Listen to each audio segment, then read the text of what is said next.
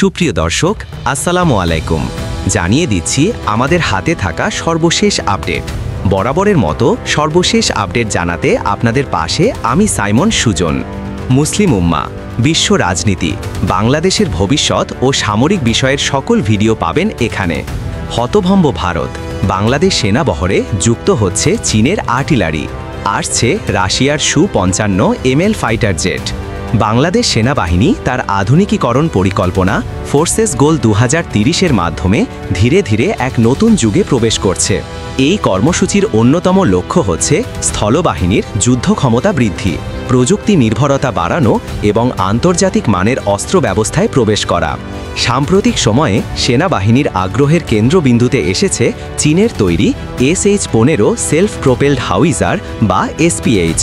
এটি এমন একটি উন্নত সুচালিত কামান ব্যবস্থা যা ইতোমধ্যে পাকিস্তান সেনাবাহিনীতে কার্যকর প্রমাণিত হয়েছে। বাংলাদেশ সেনাবাহিনী বর্তমানে সার্বিয়ার তৈরি নোরাবি 52কেও SPH ব্যবহার করছে, যা 115 মিলিমিটার কামান হিসাবে বেশ ভালো পারফরমেন্স দিয়েছে। তবে রক্ষণাবেক্ষণ খরচ ও যন্ত্রাংশ সরবরাহে কিছু সীমাবদ্ধতা থাকায় সেনাবাহিনী বিকল্প সিস্টেম হিসাবে চীনের SH-15 বিবেচনা করছে। এই সিস্টেমের নির্মাতা নরিনকো অর্থাৎ চায়না নর্থ ইন্ডাস্ট্রিজ কর্পোরেশন, যারা দীর্ঘদিন ধরে বাংলাদেশ সহ বিশ্বের বহু দেশে সামরিক প্রযুক্তি সরবরাহ করছে। SH-15 একটি 6x6 ট্রাক চেসিসে স্থাপিত সুচালিত কামান, যা 155 মিলিমিটার ন্যাটো স্ট্যান্ডার্ড গোলা ব্যবহার করতে সক্ষম। এর সর্বোচ্চ রেঞ্জ প্রায় 50 কিলোমিটার পর্যন্ত পৌঁছায় এবং আধুনিক ফায়ার কন্ট্রোল সিস্টেমের কারণে এটি দ্রুত ও নির্ভুলভাবে আঘাত হানতে পারে। এই সিস্টেমের অন্যতম সুবিধা হল এর গতি ও গতিশীলতা। বাংলাদেশের বৈচিত্র্যময় ভূপ্রকৃতিতে সহজে চলাচল করতে পারে, যা নোরাবি 52 এর তুলনায় একটি বড় সুবিধা হিসাবে দেখা হয়। 2025 সালের ভারত-পাকিস্তান সীমান্ত উত্তেজনার সময় পাকিস্তান সেনাবাহিনী SH-15 সিস্টেম ব্যবহার করে বাস্তব অভিজ্ঞতা অর্জন করেছে। আন্তর্জাতিক মারির বিশ্লেষকগণ মনে করেন এটি ছিল SH-15-র প্রথম যুদ্ধমুখী বাস্তব প্রয়োগ, যেখানে নির্ভুলতা ও প্রতিক্রিয়া গতি প্রশংসিত হয়।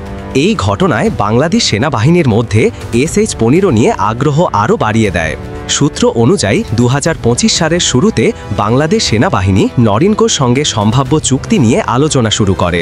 তবে এখনও পর্যন্ত চূড়ান্ত ক্রয় বা সরবরাহ সংক্রান্ত কোনো আনুষ্ঠানিক ঘোষণা দেওয়া হয়নি।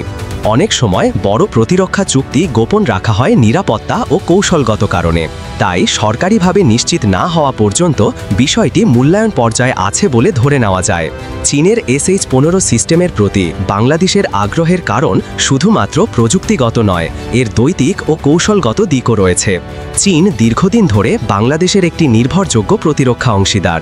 চীনের তৈরি টাইপ 59, টাইপ 69 এবং VTO-1 ট্যাঙ্ক সহ বহু সরঞ্জাম বর্তমানে বাংলাদেশ সেনাবাহিনীতে সক্রিয় রয়েছে। ফলে SH-15 যুক্ত হলে এটি সেই অংশীদারিত্বের স্বাভাবিক ধারাবাহিকতা হিসাবেই দেখা হবে।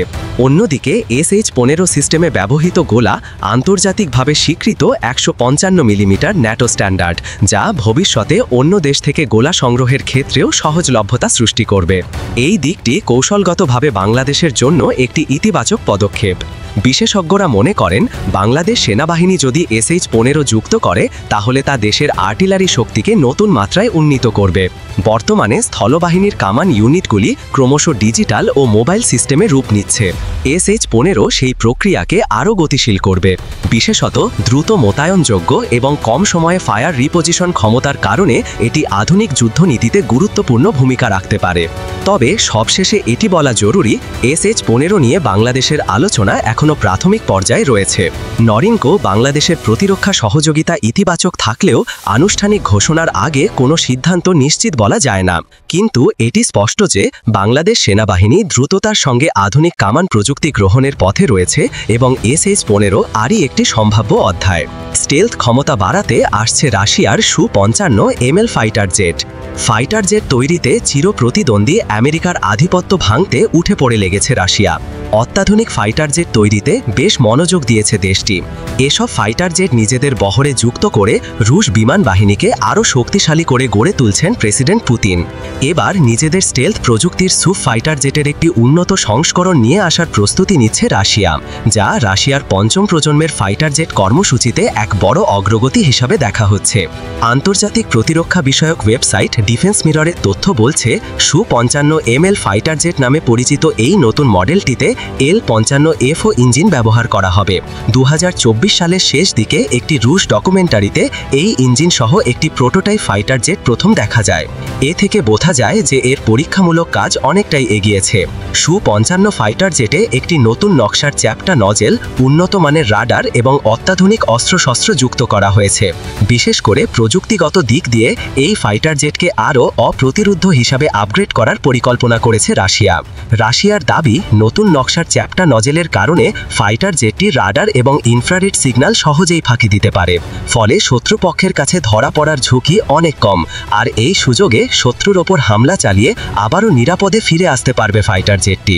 যদিও সুপ ফাইটার জেট স্টেলথ প্রযুক্তি নির্ভর, তবুও এতে রয়েছে পুরো 3 ধরনের থ্রাস্ট ভেক্টরিং ক্ষমতা, যা আমেরিকার পঞ্চম প্রজন্মের F-22 র্যাপটরের ভার্টিক্যাল সিস্টেমের তুলনায় আরও অনেক বেশি কৌশলী এবং গতিশীল। এছাড়া সুফিন ফাইটার জেটে কৃত্রিম বুদ্ধিমত্তা ও অত্যাধুনিক অস্ত্র ব্যবহার করা হবে। এছাড়া নতুন হেলমেট ভিত্তিক টার্গেট ব্যবস্থা ও পরবর্তী প্রজন্মের অস্ত্র এতে ব্যবহার হবে। এর মডিউলার ডিজাইন এমনভাবে তৈরি যাতে পুরনো Su-55 ফাইটার জেটগুলো সহজেই নতুন এই মডেলে রূপান্তর করা যায়, ফলে আরও দ্রুত রুশ বিমান বাহিনীতে এগুলো মোতায়েন করা যাবে। 2026 সাল থেকে Su-55 ফাইটার জেটের নতুন এই মডেলটি রপ্তানি করা হবে বলেও আশা করছেন রুশ কর্মকর্তারা।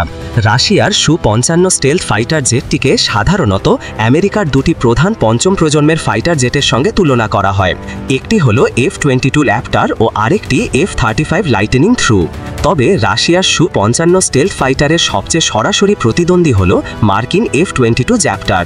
মার্কিন F-22 জ্যাপ্টার আমেরিকার প্রথম পঞ্চম প্রজন্মের ফাইটার জেট। এটি মূলত আকাশে শ্রেষ্ঠত্ব অর্জনের জন্য ডিজাইন করা হয়েছে। রাশিয়ার Su-55 স্টেলথ ফাইটারের প্রতিদ্বন্দ্বী হিসেবে একে গণ্য করার অন্যতম কারণ উভয় জেটেই দুটি ইঞ্জিন ব্যবহার করা হয়েছে। দুটি ফাইটার জেটই উচ্চ যুদ্ধ কৌশলের জন্য ডিজাইন করা হয়েছে। যদিও মার্কিন F-22 ফাইটার জেটকে থ্রাস্ট ভেক্টরিং প্রযুক্তির কারণে সামান্য বেশি কৌশলী বলে মনে করে অনেকে, তবে রাশিয়ার বহরে থাকা Su-55, Su-কৈতুত SM, Su-কৈতু এর মতো ফাইটার জেটগুলো থাকায় স্টেলথ ফাইটার রুশ বিমান বাহিনীর শক্তি আরও বাড়িয়ে তুলবে বলে মনে করছেন বিশ্লেষকরা। দাদা, সুপ্রিয় বন্ধুগণ, আপনার মূল্যবান মতামত জানিয়ে দিন আমাদের কমেন্ট বক্সে। সেই সাথে আমাদের চ্যানেল সাবস্ক্রাইব করতে মোটেও ভুলবেন না, যাতে এমন সব গুরুত্বপূর্ণ বিশ্লেষণ আপনার কাছে পৌঁছাতে পারে। Thanks for watching my video. আল্লাহ হাফেজ।